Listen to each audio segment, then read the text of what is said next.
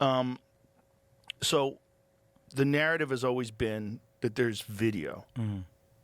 Now, what is the chain of custody? Is there evidence that there is video? Is there evidence that it was moved around, stored, protected from people looking at it? Like, you're going to get all that information. Like, that's literally what we're putting together.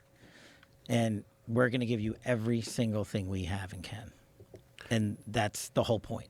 We can't fill gaps by making stuff up, and we're not going to do that. and you have to be methodical. And we have to be, that's the other thing, right? We're reviewing not just the video, we're reviewing everything as meticulously as we can, because that's what we owe the American people. That's our job. And I don't want to rush to the sticks or the podium and just say, hey, look what we found. Right. And then be like, oh, sorry, I forgot the 4 seconds. If we miss 4 seconds, and be like, oh, well, it's in the 4 seconds you missed. Right. So I'm How much can you talk about what you've seen? Not yet. Just what I've told you. Can you say you've seen anything?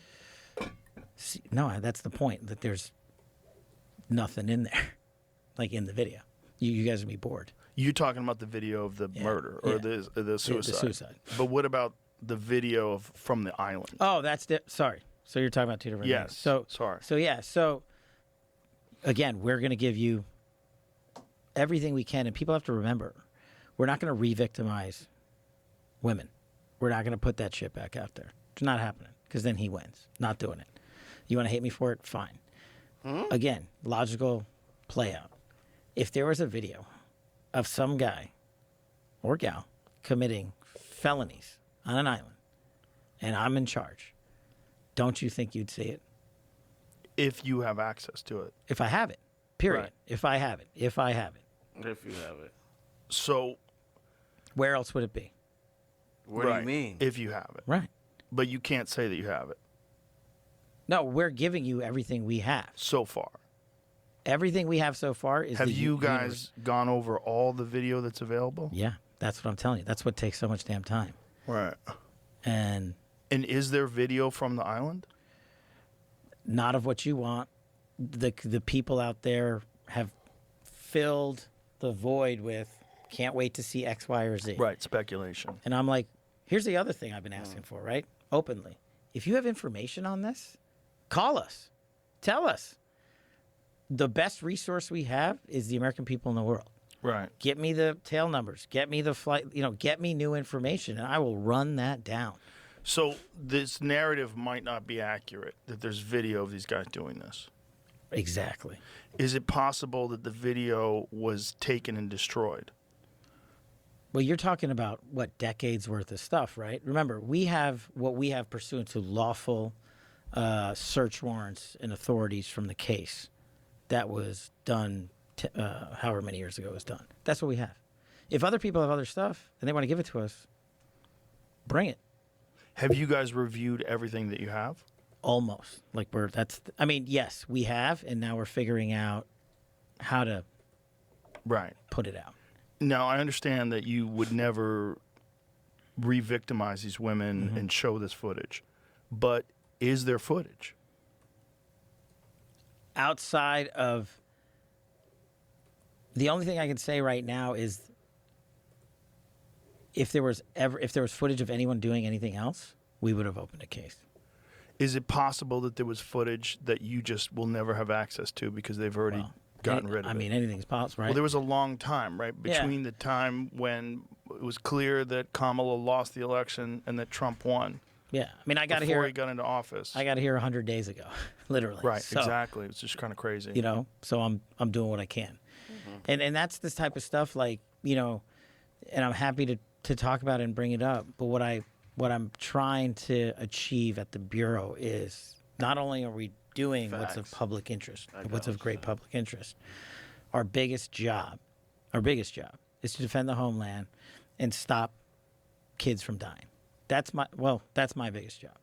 And that's what I'm focused on. And I think we can do all of those things, and we're doing them really well.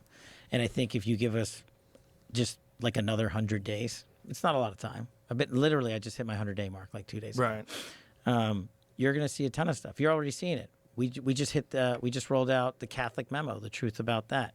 What is that? the last administration, the FBI wrote a memo targeting Catholics. See, Remember the Richmond Catholic this memo? is what I don't like. He's just gonna keep on saying the other administration. Nigga, what about y'all? Tell me something about y'all. Tell me something about just FBI that you found. I don't remember that. Okay, so basically, there was a write-up from the FBI relying on the Southern Poverty Law Center, which is like the modern-day Fusion GPS, and basically said Catholics should be targeted as domestic terrorists. Yeah. So then Chris Wray, the former FBI director, went to Capitol Hill and testified about it. And the Congress was like, wait a second, is this real? Is it predicated on actual fact? And how wide is it?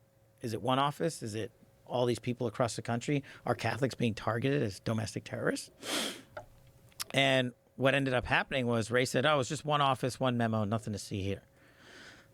Well, what we just roll out again to Congress this week to Chuck Grassley, who put it out, was that, in fact, it was multiple offices, multiple memos that were weaponizing law enforcement to target a religious group during an election cycle. And we proved it. And now everybody has read it. Why were they targeting the Catholics? I don't know. You'd have to ask the people that got here before I did. Did you have any suspicion of what kind of motivation they would have to do that? I think when you use, it goes back to Russiagate. If you're willing to use Mickey Mouse journalism, if you're willing to use the Fusion GPSs and Christopher Steele's of the world, like the leadership at the FBI then did, then it has a chance to replicate itself. And that's what happened. I don't know if you know anything about the Southern Poverty Law Center, but they literally are the ones that sent information to the FBI, and the FBI said, oh, we'll write a memo. And so that's the type of work that I think gives credibility back to the Bureau, us exposing it, us giving Congress the truth, Congress coming back in and saying, hey, you actually didn't give us the Heisman. You gave us the documents. We gave them to the American people. And if there are criminal referrals to come out of that, then let's do that. I mean, we just had a great breakthrough this week on Fauci. So Senator Rand Paul, Senator Kennedy, and I hate naming names because I always forget people, are doing a great job with us on COVID origins. And we've got multiple investigations open on that. But they had always been looking for Fauci's original phone, or not original, but phones and devices he used while he was Fauci back in Trump 1 during COVID. And nobody had found it till 2 days ago. Really? Yeah. Now, look, your audience and everybody listening to it shouldn't jump to the conclusion everything's in there. We'll look at it. We'll pull it. We'll rip it, as we say. And maybe it's deleted. Maybe it's not. But at least we found it. And at least now we can tell the American people we've been looking, because it is of public importance to figure out, did that guy lie? Did he intentionally mislead the world and cause countless deaths? We owe those answers to the American people. And the best evidence ever is always the people's evidence who created it. And so now we're going to go and exploit those hard drives. But I think a victory for the American people that we broke with Congress is that we did find it. We're not done. We're still looking. And we're on the case. So whether it's Richmond Catholic memo, whether it's Fauci COVID origins, whatever becomes of great Russiagate, Crossfire Hurricane, whatever becomes of great public importance, that's a big part of what we do at the FBI too. The Crossfire Hurricane one is bananas. Well, that's all Russiagate. Yeah, it's completely nuts. I mean, we can do 3 days on that. I mean, that's like it's bananas. I mean, there's so many things in the past that you get it, like the Operation Fast and Furious. Yeah, the guns. Insane. Which led to the death of American lives. Of a federal agent. Yeah. Yeah. You know, and there's just things that, like, I see that you would think I would have more uproar, even as much time I've been doing this, that don't, and things that wouldn't have, that in my mind would be like, no one's going to pay attention, and people are like, oh my God. And so that's part of the learning curve for me too, you know, like trying to figure out what the balance is. You know, should I be giving this so much attention, so much resources? But then when I have to call a parent because their kid's dead from fentanyl, or when I have to call a cop's family, and I call every single line of duty death that we have in this country. I call everyone's chief and I call their families. And I'm glad that the numbers are going down in terms of how many have been killed this year versus last year. How much have the numbers gone down? By over 15% so far. But I want to be at 0. You know, Right. that's where my focus needs to be. 15% in 100 days. Is Yeah. still You know, pretty good. give or take a couple of points. Yeah. And that's where my focus, that's where the FBI's focus needs to be. These guys are on the line. We're doing all these raids across the country in Homeland Security Task Force. We just hit a 10,000 mark. We just arrested over 10,000 people in the 100 and change days that we've been doing this with DHS. Huge, right? On illegals and whatnot. We also just, like, this is great. This piece of information has actually made me happy. We are on track to have the lowest homicide rate ever. Murder rate ever. In the country. Yeah. Really? We're already, and look, we got 6 more months to go, so we're not done yet for the year, but we're already down 20% from last year, and we broke it this week that right now, the murder rate, if we, the FBI and our government partners, achieve the mission, will give the American people the lowest murder rate in decades. That's incredible. And that's what I'm focused on. What steps have been made to do that? Like, how did that become real?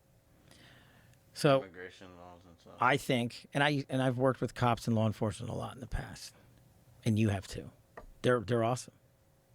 All they wanted to do was do the work. Once President Trump got elected, before he even got the nomination, right? See, I don't want to hear this political answers, man. It's just boring, bro. He's just pandering to his base. Working with us and not living in sanctuary cities and allowing police stations to be burnt to the ground. Totally. Working with us and not having law enforcement attacked constantly for just doing the job of protecting the American people. I think that's a tectonic shift in the mentality of what this administration has brought in. Now, people are still vilifying us for doing that.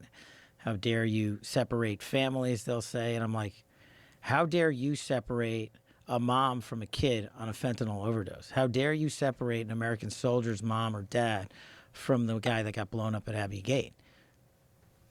I have different priorities. I have a different view of it. And so that's the ethos I'm bringing to the Bureau. I appreciate everything you guys are doing. I'm baffled to try to come up with any kind of an explanation why anybody would let known or suspected terrorists into the country and just let them loose. I mean, I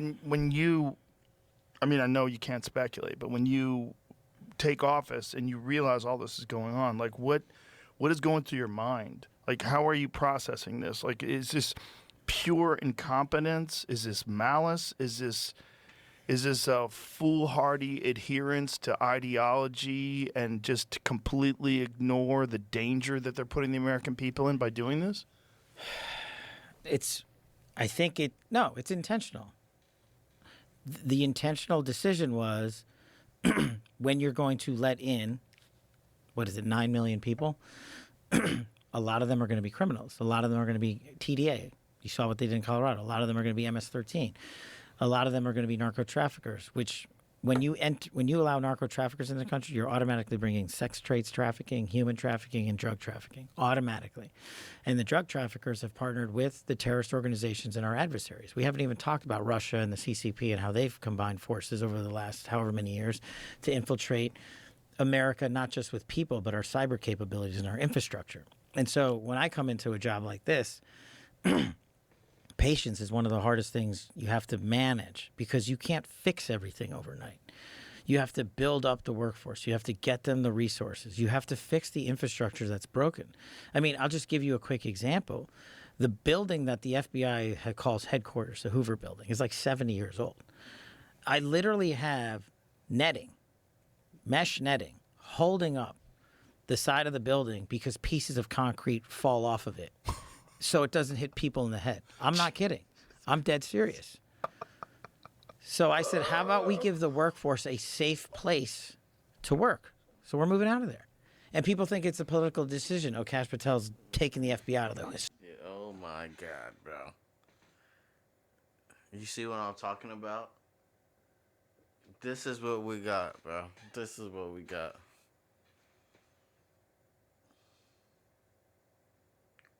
We're making big moves, man. We're moving to another building. If this is not the most political shit I ever heard. Historic Hoover building. Yeah, because I don't want people to die. And I think they deserve a better workplace than something that's 70 years old that has pipes exploding literally every single He's a week, company man. every week. And also, we're going to save the taxpayer money. We're going to get out of a building that would cost billions to fix. And we're going to move into a location that's already built instead of a 15-year government boondoggle an hour outside of D.C. And we're going to stay in D.C. We're going to stay near our partners in government. And we're going to put out the workforce and spread them out across the country like I talked to you about earlier, and put more agents on the streets and put more agents in Indian country and put more agents in your communities and intel analysts to figure out where the crime is. But all of that takes time. I can't do it overnight. But Why do you say Indian country? Like what tribal about, lands. Well, what about tribal lands is problematic? Oh man. So thank you so much for bringing this up. It's one of my biggest priorities. So the tribal, and I just met with almost all of the chiefs and the leaders of the tribal communities in America. The crimes they have committed on what we call Indian country is just as horrific, if not worse, than the rest of America. Look up the story about Emily Pike, whose family is still waiting for her arms. This child was murdered on a reservation, and they found a piece of her body, and not the murderer, and not the rest of her body. They are plagued by drugs, and they have never been a priority in terms of law enforcement working together. And now remember, you're talking about two different sets of legal structures, right? They have their own and we have our own. But what I've asked of them, and what they've asked of me, is pay more attention, give us more resources. What I've asked of them is said, hey, all the leaders said, let my guys on. Let my guys come to you, and let's work together on solving some of these horrific crimes. The trafficking, the murders, and the violent crime on Indian reservations is skyrocketing. And I'm not going to treat people who live in the United States of America differently because they have a different way of life. We're going to help them. And we put out Operation Not Forgotten, where we deployed this month and this summer, I can't remember how many agents and intel analysts, specifically to remote tribal locations to solve crimes that have not been solved for years, specifically the most violent. And we're going to double down on that. And as Bongino likes to say, this summer we are unleashing a massive operation across the country. As Dan like calls they're trying it, to infiltrate them. it's a bad day to be a bad guy this summer, because the FBI is putting out all these extra agents and personnel into the field, and we're going to come find you. If you think you can nest in our communities and find safe haven, you're going to prison. That's great to hear. So what Sounds is like the bullshit, doesn't it? when you guys sit around, you think about the motivation to let all these people into the country? Mm-hmm. I mean, again, you're kind of speculating, but why do you think they allowed it? Why do you think they allowed the border to be wide open like that? You know, in my job now, that's like one of those political decisions, and so I try to stay out of that. But how is that political to leave the border? How is a national security issue political? So that's just it. From my perspective, it's a national security decision, and they failed on the national security mission. But I think where the decision from that administration to do that was a political one. That's what I'm trying to sort of separate. I've always viewed it singularly. Protecting the border, preventing drugs from coming in, preventing terrorists from coming in, preventing people but from... What political decision could be made that makes any sense at all to not do that? I don't think there is one, but unfortunately, they did it anyway. It was jobs, You bro. think it was jobs. They needed people to go back to work. People were not going to go back to work unless they were going to get paid more. We definitely were going to have a strike. We won the unions back. So you know what they did, man? They opened the borders and they got cheap labor, bro. Just that Biden was just not there, and everyone else that was really running things was completely incompetent, was focused on other things, was focused on maybe the optics of border protection, that that somehow or another there was some negative connotation to it politically. I always say this. I think it's dismissive to say those people were incompetent. They're super smart. They're not dumb. And whether or not Biden was running things or whatever, conversation for other people to have. But there's lots of people around him who are very smart, who were in government for a long time. And this is what I mean, they politicized the national security and law enforcement apparatus of this country by making those decisions. The why, you'd have to ask them as to why they did that and why they thought that was okay, and why people think it's okay for James Comey to go down a beach and put up 8647. You know, that's another political act that hurts our national security from smart people who are doing it intentionally. And maybe because they want press, maybe because they're selling a book, maybe because they want notoriety. I don't know the answer to that. But for me, it's all national security related. And these people keep doing it over and over again. The good thing is now there's a bulwark against it because we're in. And the president just is not having any of it. What was the case very recently where you guys caught a scientist bringing in pathogens? Yeah. So I'm a there New it Yorker, and I brought this for a reason. This means spore. Yeah. Fucking New York Post is the best. Yeah. You gotta do They're it. the best. They have the best headlines ever. Yeah. So It's so funny. it's based. So the case is still It's obviously ongoing since we just made the arrest. So I'm a little limited in what I can say. But backing up the truck a little bit, agro-terrorism is a thing, right? The CCP isn't just coming at us with fentanyl and coming at us in our cyber infrastructure and our capabilities in space and underwater. They are literally exporting people to the United States of America, having them end up being senior researchers, like this individual at the University of Michigan. And the Bureau picked up on this and said, wait a second, why are you bringing you, and her husband is also indicted, but he's in mainland China, so he's not here. But we retraced what he did, and what's public now is that he also tried to come to this country to do the same thing. So they are making the connections on that. But what they did was literally bring in a mushroom that technically alone exists, you know, in the U.S., but in an altered state causes billions of dollars of damage to wheat, to corn, to maize, and to agricultural industry, and also could wipe out your livestock and causes reproductive damage to human beings. And so this is the lethality in terms of the mindset of people that want to do harm to our country. In this case, I didn't know, this is one of those things where I knew it would garner a lot of attention, but like this thing went massive. Like it's everywhere. And I'm glad it's everywhere because for me, it highlights the multiple levels of operation that our adversaries are looking to do harm on us. Thank God we caught this one. But what about the ones we've got to still catch that are still out there? They're not going to stop because this lady's in jail now. Right. And being prosecuted by us. This is just the one you caught. This is the one we caught. So this is proof that this is actually an ongoing thing. It's been an ongoing thing. Just like, you know, why are we allowing our adversaries to buy land around our military? Just going to base? ask you that. You know, it's insane to me. It's lunacy. Having been the former chief of staff at DOD and having gone to a lot of our bases, I was just like, why is that Chinese CCP establishment right there? Why are the Russians right across the street? Why do they provide towers for cell phones? Yeah. So what? And that's a trickier issue because that's not like a federal solve. That's a state by state issue, you know. And a lot of states have taken action. I think the Dakotas are leading the charge up there by outlawing it and banning it and saying, nope, you can't do this. You can't buy this. Because a lot of these things have third party input, right? Right. And a lot of these things, unfortunately, are just about money. Right. They'll sell it to you cheaper, but then they're spying on everybody. Here's the thing. Like what I ask people because what I get hit with is, why shouldn't foreigners be able to buy land in America? I'm like, are you able to buy land in downtown Moscow? Can you guys buy a farm in China? No. So what's with the disparate treatment? I get that we're the United States of America and we want to give everybody a chance, and you gave this kid a chance, but that's different than